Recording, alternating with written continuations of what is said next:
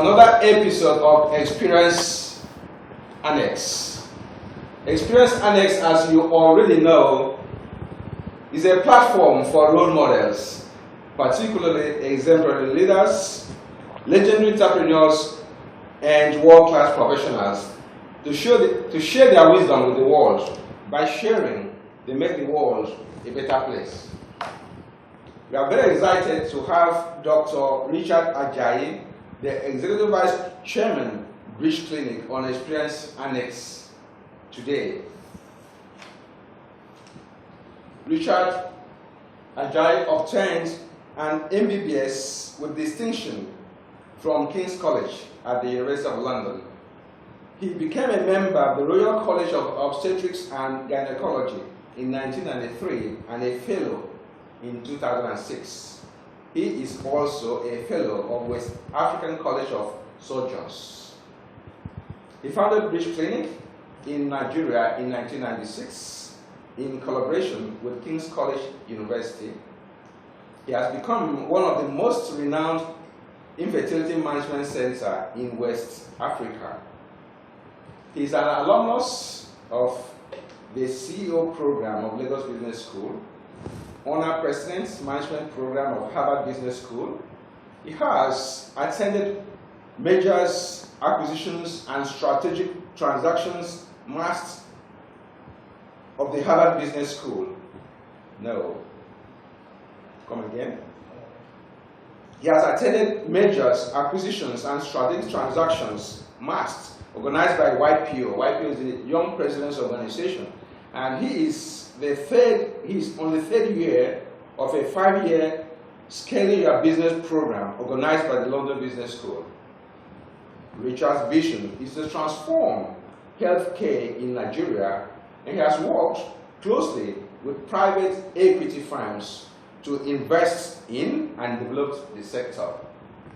In this regard, he recently promoted the merger of Pathcare Laboratories and Synlab, and thus facilitating the African expansion of the European leader in medical diagnostics. He is currently the chairman of Synlab Nigeria. He is currently evolving the Bridge Clinic beyond fertility, and he has built 3 primary care centers. He is also the chairman of Lagos State University Teaching Hospital, where he is leading a team to transform this hospital into a world-class facility. A brief on Bridge Clinic. Bridge Clinic is the leading fertility clinic in Nigeria. It has assisted in the conception and birth of 2,551 babies. That is, 1 baby every 3 days since 1999. Bridge Clinic has grown from a vision of bringing quality fertility to Nigeria to becoming the leading fertility clinic in West Africa, manned by medical staff with all the skills, knowledge, and expertise to give couples their best chance of conceiving. Its international partners give the clinic access to technologies and techniques that cannot be found locally. Bridge Clinic is constantly exploring new technologies and techniques to bring modern cutting-edge assisted conception to Nigeria. Its unique partnership with IVF clinics, PropZec, one of the world's largest providers of assisted conception services, means Bridge Clinic is able to provide the latest developments from around the world and services that are as advanced as at the leading European and US facilities. Dr. Ajayi, welcome to Experience Annex. Thank you very much for inviting me. We have read a brief of your profile. Please, can you tell our viewers just a little more about yourself? Well, I'm a gynecologist by training, and I have worked in fertility treatment for many years.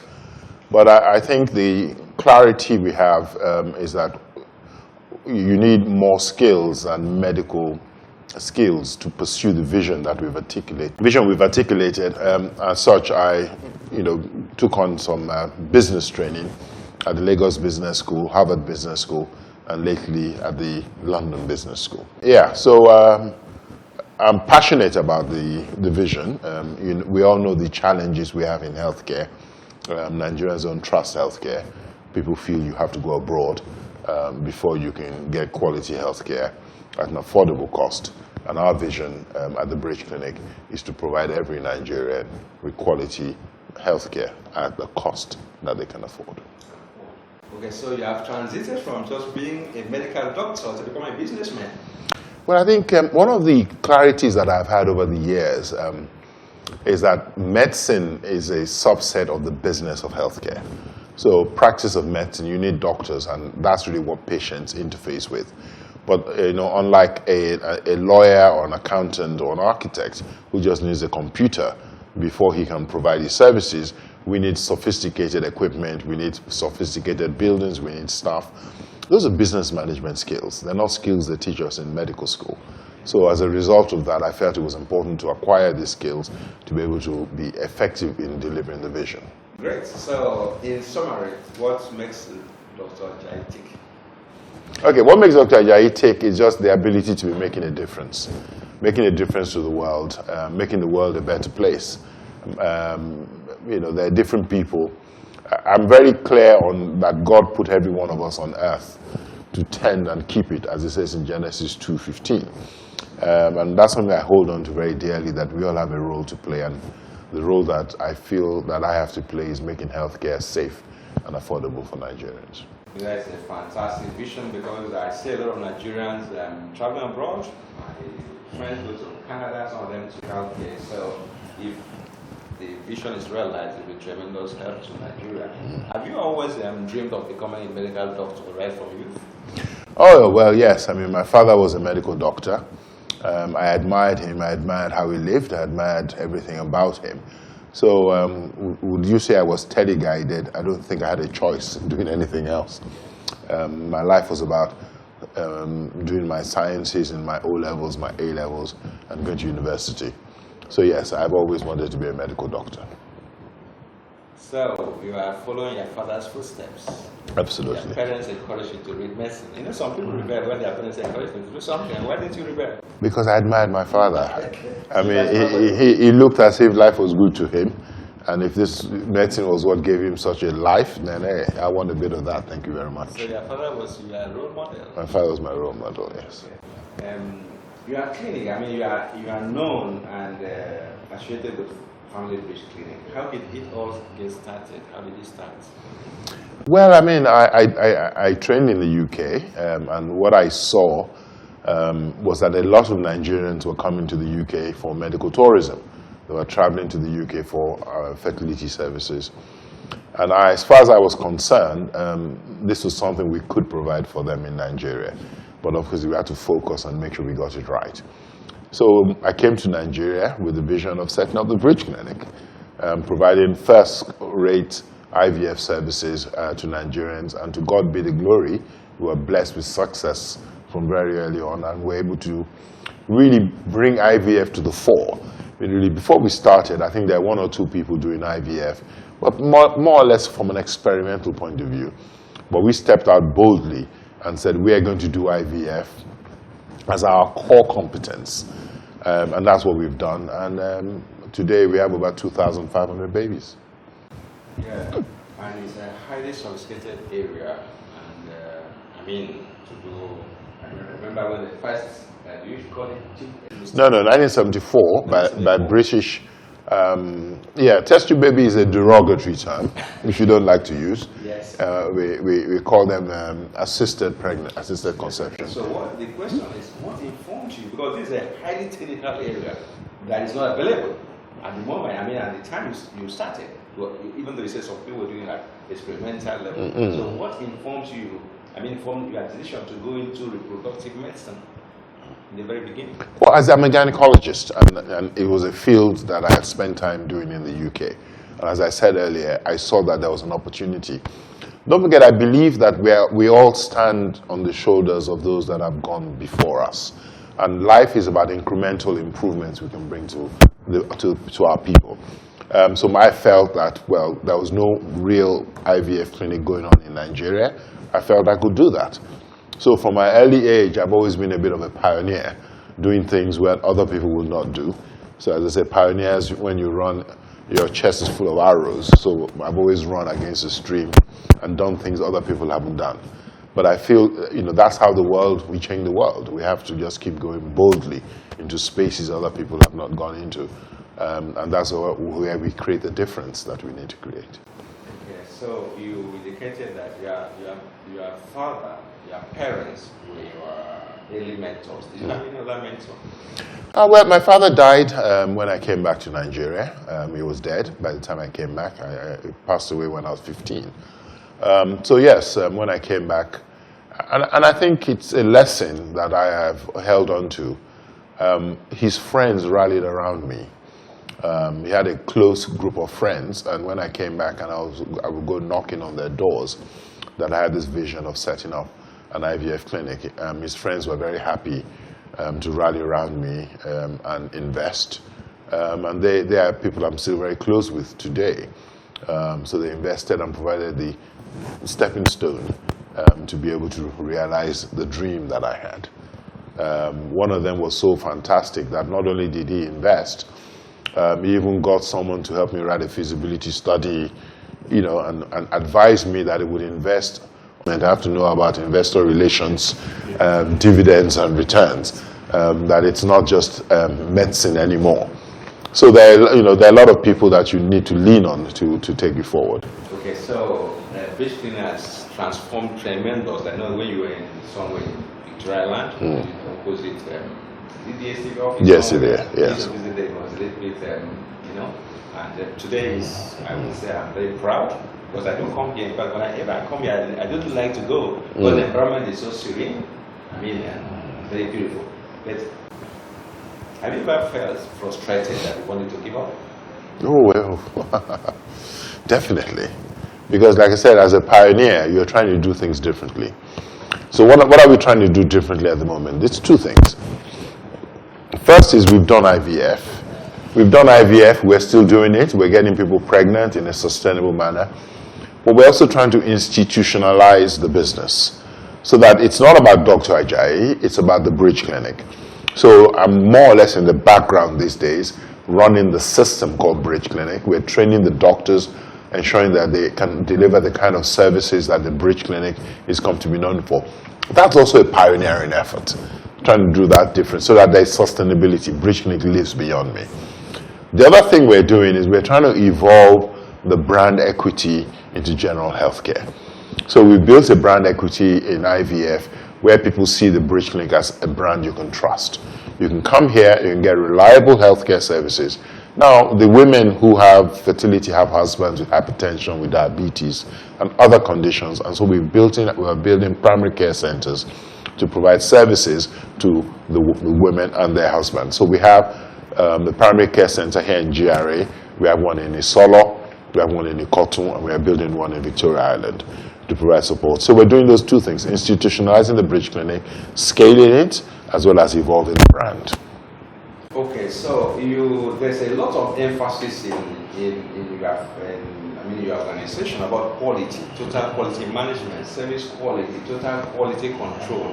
What is quality in healthcare so important? Why is it so important? Well, I think healthcare, more than any other field, requires quality because the definition of quality is just fitness for purpose. It means that if you go to a doctor with an appendix that is inflamed, he will remove your appendix and you will not die as part of the process. So as far as I'm concerned, quality is a non-negotiable in IVF. It's not an added service. Some people say, oh, patients can't afford quality. I said, you can't, quality means, if you put a plane, you have some people in business class, you have some people in economy, and they go into the same place. Some people think quality means you go in business class. No. Quality means the aeroplane can stay up in the sky. You're not going to die. So quality is a total non-negotiable in healthcare. Yes, it makes healthcare a little bit more expensive, but I think it's a responsibility of all of us in healthcare to try and make it affordable. So quality is the minimum standard because you're dealing with human lives. So you cannot experiment, you cannot get it wrong, you cannot just have a go. You must be able to assure the delivery of perfect healthcare. That is what quality means in healthcare. So it means in quality you cannot afford to be 99.99% correct, you have to be 100% correct. Not with somebody's life. So it's obvious you are a stickler for quality. Absolutely. How did you personally become a quality advocate? Well, I think it's all to do with upbringing. I grew up working in the UK, where you take this for granted. So you're trained with the clinical governance as your day-to-day. Anytime anything goes wrong, patient there's a complication, there's a wound infection, it's a big deal. What happened? Why did it happen? What lessons can we learn to make sure this doesn't occur? If a patient dies, it's a coroner's case. What happened? So I grew up understanding that medicine quality was non-negotiable. You're dealing with people's lives. So when I came to Nigeria, I noticed that there was a bit of slackness in terms of everybody was trying their best, and there was this philosophy of resource poor area, so you have to just do the best you can. No, I don't believe in that. I don't accept it. You have to do the right thing. The right thing is what makes your patient well and doesn't give them any complication. And if we all think like that, healthcare in Nigeria will be such nobody would ever need to travel, because there's a defined out point. That defined out point is that your patient must be well. If we all focus, it's not about the inputs. So in Nigeria, we tend to think it's about I've done my best. No. Your best are the minimum standards that are required to deliver the outcome that your patient has paid for. If you cannot deliver that outcome, you have no business taking money from the patient. That's what quality means. And that's what we focus on. So you cannot deliver 100% quality. You shouldn't qualify for money from the business? No, you shouldn't, no. It's amazing. I'm hearing that for the first time. No, you shouldn't. Because you're a businessman, and if I'm not 100% satisfied, I'm not supposed to pay. That's what is the implication of this statement. Absolutely. And so, Rich Cleaning has been certified to ISO 9001-2000 since 2004. That is more than 15 years ago. And your quality management system is regularly audited and regulated by Quality Austria. It's like, what is the significance? Why do you emphasize, so much on quality? I would like to know. Because why I'm saying that, because you go to other hospitals, even in some, I wouldn't want to mention names, there's not much such emphasis. I think if you look at all the healthcare indices in Nigeria, our healthcare outcomes, we decline. Are voting with their feet, looking for healthcare abroad. Nigerian doctors are also voting for their feet with the brain drain. A lot of our doctors, there are more doctors working out of Nigeria, Nigerian doctors, than in Nigeria. So this cannot continue. And I think the only reason this situation arises is that even the little bit of resources we have, we're not quality focused. So a hospital is not a building that I call a hospital. A hospital is a building that can meet the minimum requirements for safety and effectiveness. And unless these are defined, we're going to keep spending money, not meeting the needs of our clients, and say we've spent so many billions on equipment, but those equipments are not assured to be safe and effective. There's no point. So healthcare is all about safety and effectiveness. And we must strive to ensure that any intervention meets that. That is our philosophy in our business about healthcare. And it's about also, you talked earlier on about if the patient is not satisfied. IVF is not 100%. The fact is, more people will not succeed to achieve a pregnancy than we would with a cycle of IVF. And it is our responsibility, and part of quality management is managing expectations. Okay? Once you've managed expectations and you have communicated very clearly with the patient, there shouldn't be any problem. But if you take money from the patient without managing expectations and they don't get pregnant, then as far as they're concerned, you've cheated them. And rightly so. So I want to, assuming you are starting afresh, what would you do differently? Yes, thank you for asking that question. It's something I think about a lot. Because, one of the things that's clear to me, because we're in the process of institutionalizing and scaling the business, is that we've not spent too much time in make sure we sell the purpose of the business to everybody we employ. I think we've ended up employing a lot of people who want to earn a paycheck. And we're asking them to do something that is bigger than themselves, trying to do something that will transform healthcare. And if my interest is a paycheck and you're asking me to do a little bit more than I need to do, there is a cognitive dissonance between us that is not going to allow me to deliver. And I think we've wasted a lot of time with a lot of people that don't actually buy into the vision. And if I had to do it again, I will spend a lot of time making sure I recruit right. I recruit people who are passionate, because when you're passionate, you don't need to supervise them. You don't need to chase them before they do the right thing. And I think we spend too long chasing people, asking them to do what is obvious that they should do. And I think that has slowed us down a little bit. Okay, so people should always be, they should have a purpose that is bigger than. It's the only reason you're going to keep running. Otherwise, when it gets tough, you will move, or somebody else offers you more money, you will go. Yeah, you know. So they're just looking for, so that you need to stand for something greater than I see. So I'm just out there, mega doctors. What advice do you have for such? Well, I think we have a privilege as doctors, a privilege to make a difference to people's lives. It's not a trade. The objective of medicine is not to make money. The objective of medicine is to transform people's lives, create value, and by God's grace, you get paid for it. So you need to put the patients first, not your pocket. And I think if we get that wrong, sometimes we create a lack of trust. So a doctor's job, if you like, is almost like you're trying, with each patient you have to sell trust.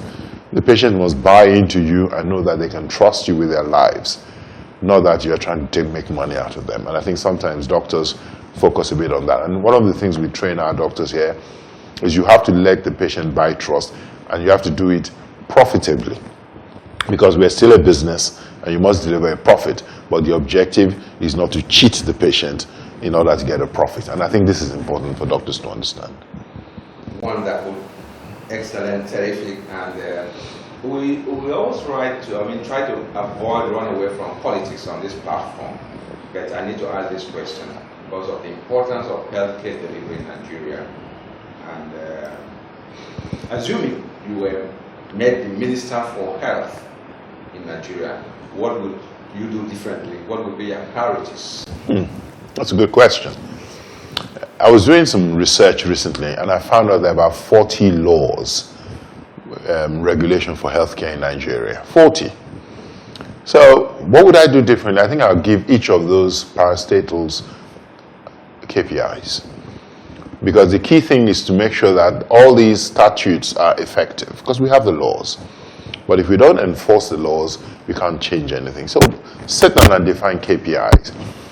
The second thing I would do is set up what I would call a care quality commission. What do I mean by that? I mean, I need to focus on patients' outcomes, which is quality. Because healthcare is all about outcomes.